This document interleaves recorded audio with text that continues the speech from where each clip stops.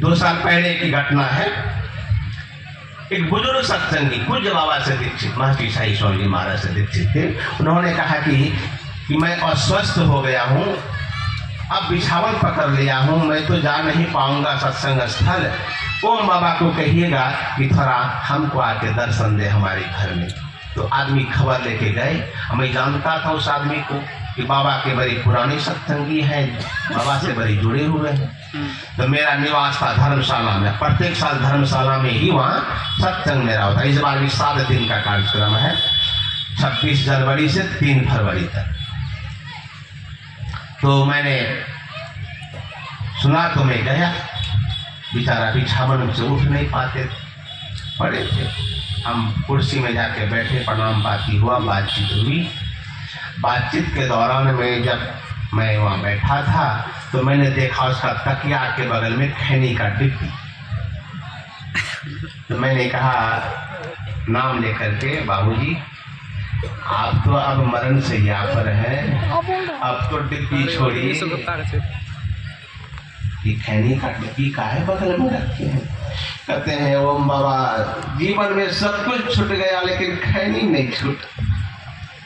अब हम भी सोच रहे हैं, बहुत कोशिश करते हैं लेकिन छूटता ही, कितना को कसम भी खिला देते हैं। वहाँ कुछ सत्संगी को खैनी हमको दान में देते हैं, बाबा ले लीजिए।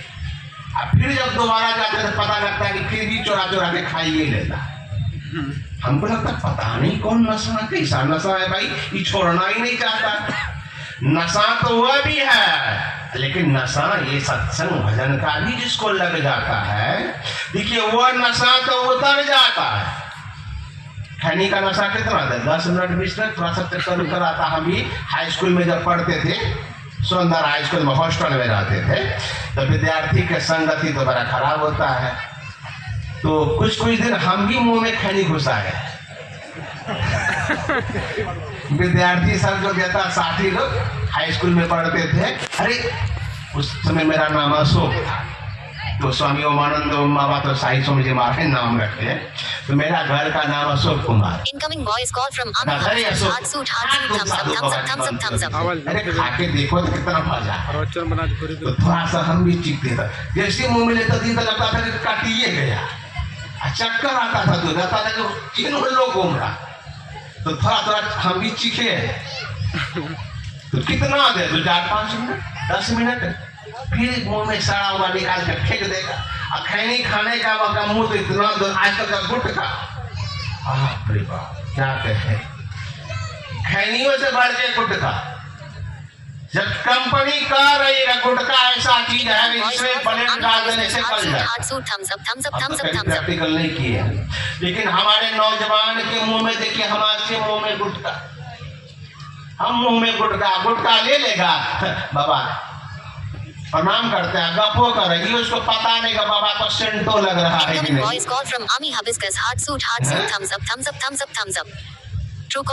नशा जो है, लेकिन अगर आपको नशा ही पीना है तो वह नशा मत पीजिए। नशा पी के एक बार देखिए ना भाई, जो नशा हम लोग पिलाते हैं वह नशा तो ऐसा है जो रात को पिएंगे सुबह उतर जाएगी।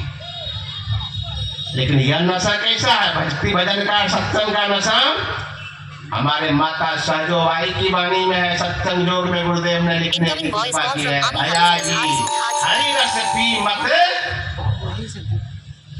8 पहर झूमत ही पीते, हरि रस पी मतवा।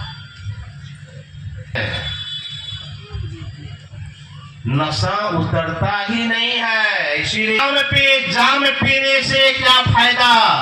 अरे शाम को पीते हो सुबह उतर जाती है। एक बार प्रभु का नाम पी करके तो रस देखो, तुम्हारी जिंदगी ही सुधर जाती है। पीना क्या है खाने के बाद? बोतल नहीं, दूध। हमारे प्रभु श्री कृष्ण क्या पीते थे? दूध पीते थे।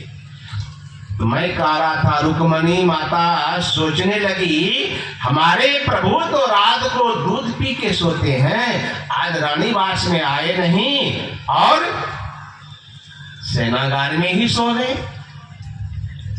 दूध तो पहुंचाना पड़ेगा, तो गिलास में दूध लेकर के पहुंच गए सेनागार रुक्मणी जी। और वहां जैसे गए कमरे में प्रवेश किए, और भगवान कृष्ण देखे कि सोए हुए आंख बंद करके, सोए हुए हैं। अब रुक्मणी जी सोच रही है कि प्रभु तो सोए हैं, जगाना ठीक नहीं, थके उके होंगे, लेकिन दूध तो इनको पिलाना था। हम दूध लेके गिलास में आ भी गए हैं, लेकिन जगाना अब हम कब तक खड़े रहे दूध का गिलास लेकर के, कब जगेंगे। तो क्या किया, टेबल में दूध का गिलास रख दिए, ढक्कन से ढक दिए, आ जाके अपने कमरे में कक्ष में रुक्मणी माता सो गई। रुक्मणी माता सो गई, भगवान की सोए रह गए, दूध पिए नहीं। सुबह हुआ, सुबह होते ही रुक्मणी माता आई भगवान कृष्ण को प्रणाम करने के लिए।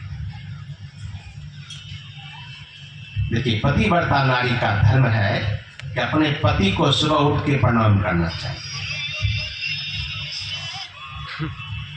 गुरु को भी प्रणाम करें, माता पिता को प्रणाम करें, पति को भी प्रणाम करें।